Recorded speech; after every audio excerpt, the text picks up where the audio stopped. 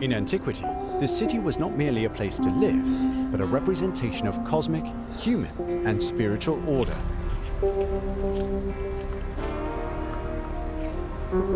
One of the fundamental criteria was the presence of the sacred. Temples, sanctuaries, and altars were often the founding points of the city. The city was seen as a space separated from external chaos, protected by the gods. For a city to exist, it had to have meaning before it had function. The ancient city defined who you were. To be a citizen meant to belong to a political and moral community, and the idea of city often coincided with that of a people.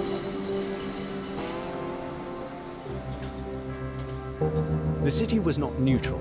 It educated, included, and excluded.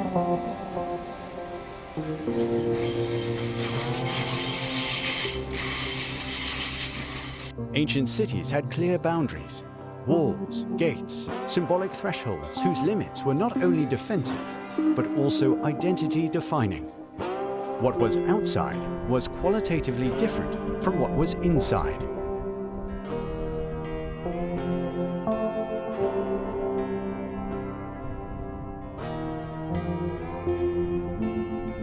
The modern city emerges when the fundamental criteria change, no longer meaning, but efficiency.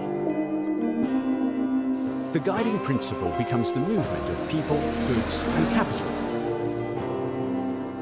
The city is a tool for living, working, or consuming.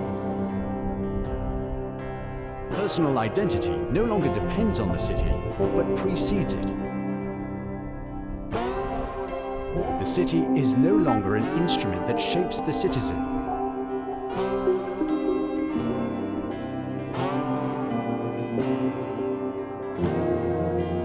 In the modern city, the center is no longer sacred, but becomes commercial or administrative, and often there are many centers without a shared meaning.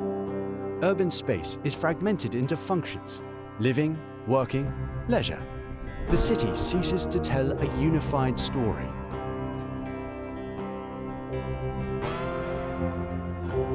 An implicit criterion of modernity is continuous growth, blurred or non-existent boundaries, suburbs that are not outside, but not yet inside, difficulty in recognizing belonging to a specific place.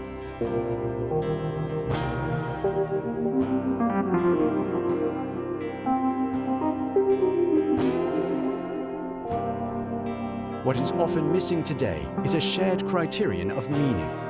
Not why the city exists, but what makes it worth inhabiting.